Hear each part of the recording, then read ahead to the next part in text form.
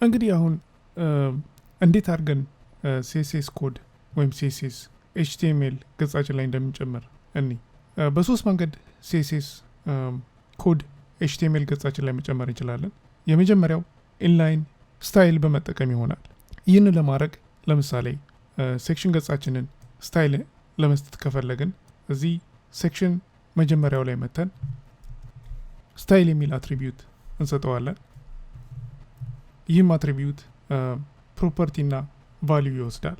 ለምሳሌ የተለያዩ የCSS ፕሮፐርቲዎች አሉ። አንዱና ብዙ ጊዜ በተደጋጋሚ እንጠቀመው ባክግራውንድ ይሆናል።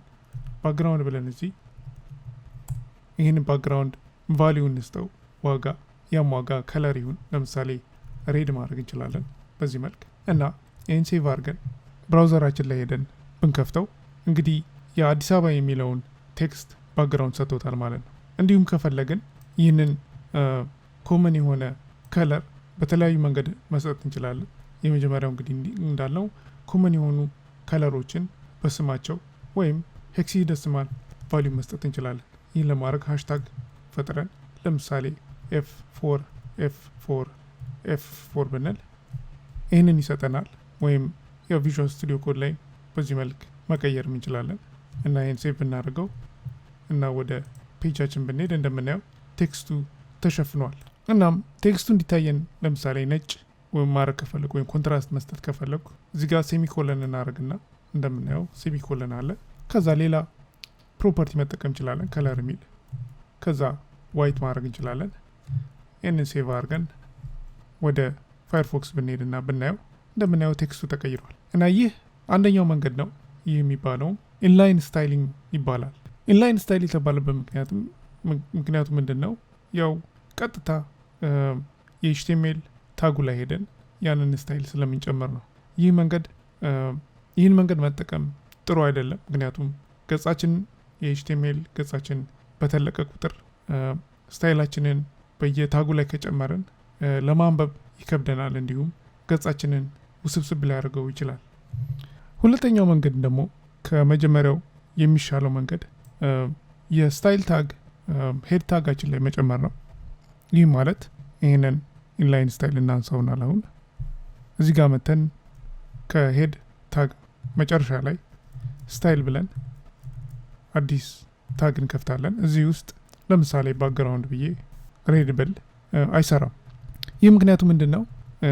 ታጉን ወይም ለማሳመር የምንፈልገውን ታግ መምረጥ አለብን። ለምሳሌ እኔ ማሳመር የምፈልገው እንዳልኩት የሴክሽንን ታግ ነው። ስለዚህ እዚህ መጥቼ ሴክሽን ልና ብራኬት ከፍታለሁ። እዚህ ውስጥ ባክግራውንድ የሚለውን ፕሮፐርቲ ጠራና ለምሳሌ ሬድ እናርገው። ከዛ ሴቭ እናርግ እና ብራውዘራችን ላይ ሄደን ብናየው ምንም ለውጥ የለም። እንደ ቅድሙ ያው ባክግራውንዱን ሬድ አድርጎታል። ይህ ጥቅሙ ምንድን ነው?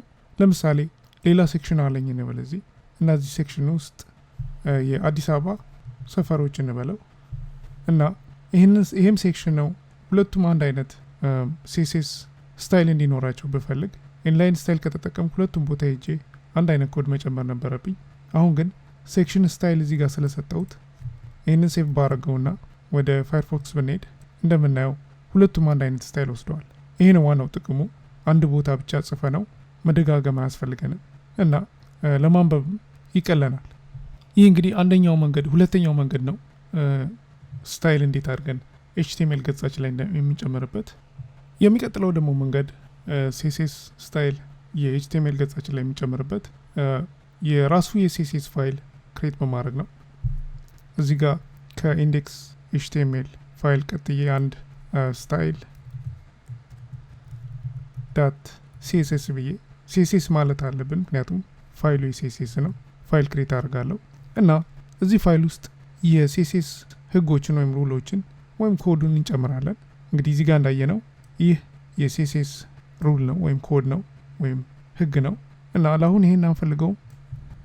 ይህንን እናንሳውና እዚህ ፋይል ላይ መተን ቅድም የጻፍነውን ሩል ወይም የCSS ኮድ እንጨምር። ሴክሽን ብለን እዚህ ሴክሽን ውስጥ ያው ባክግራውንድ ነው የምንጨምረው እና ባክግራውንዱን ሬድ ነው የምናደርገው። ሴቭ እናድርገው። ከዛ በኋላ ያው ወደ HTML ገጻችን ተመልሰን የሰራ ነው። እንግዲህ እንደምናየው ስታይሉ አልታየም፣ ባክግራውንዳቸው አልተቀየረም። ይህ ምክንያቱ ምንድነው? የኤችቲኤምኤል ኮዳችን CSS ፋይሉ የት እንደሆነ አቅም ወይም መጠቀም እንዳለበት አቅም። ይህንን ለመጠቀም ያው የሊንክ ታግ እንጠቀማለን። ሄደር ፋይል ውስጥ ሲመተን ሊንክ እንልና ሪሌሽንሺፑን ሬል የሚለውን ስታይል ሺት ብለን ስም እንሰጠዋለን። ከዛ ሃይፐር ሬፈረንሱን የስታይል ዳት CSS ሎኬሽን ያለበት ይህ ማለት አንድ አይነት እንደ ከኢንዴክስ HTML ጋር ነው። ሌላ ፎልደር ውስጥ ከሆነ ያ ፎልደሩን ስሙን ሰጠን ስላሽ ብለን ስታይል ብለን እንሰጠዋለን። በእኛ ኬዝ ግን አንድ አይነት ፎልደር ውስጥ ስለሆኑ ስታይል ዳት CSS ብለን ስሙን ሰጠውና ሊንኩን እንዘጋዋለን።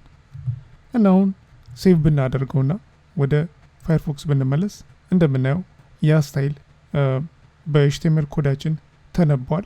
እናም ስታይሉ ወይም ሩሉ ሴክሽን ታግ ላይ ተጨምሯል ማለት ነው። ይህ እንግዲህ ጥቅሙ ከበፊቱ መንገድ ዋና ጥቅሙ ምንድነው?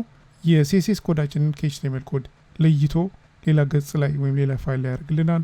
ምክንያቱም የሲኤስኤስ ኮዳችን በተለቀ ቁጥር የኤችቲኤምኤል ኮዳችን ሳይዙ እንዳይጨምር ያደርጋል ወይም ለማንበብ ይመቸናል ሞር እና ይህ ነው ዋና ጥቅሙ እና ተመራጭነት ያለው መንገድ ይህ ነው። የሲኤስኤስ ኮዳችንን ለይተን ሌላ ፋይል ላይ እንዲሁም የኤችቲኤምኤል ኮዳችንን ለይተን ሌላ ፋይል ላይ አድርገን በሊንክ አገናኝተን መጠቀም እንችላለን ማለት ነው።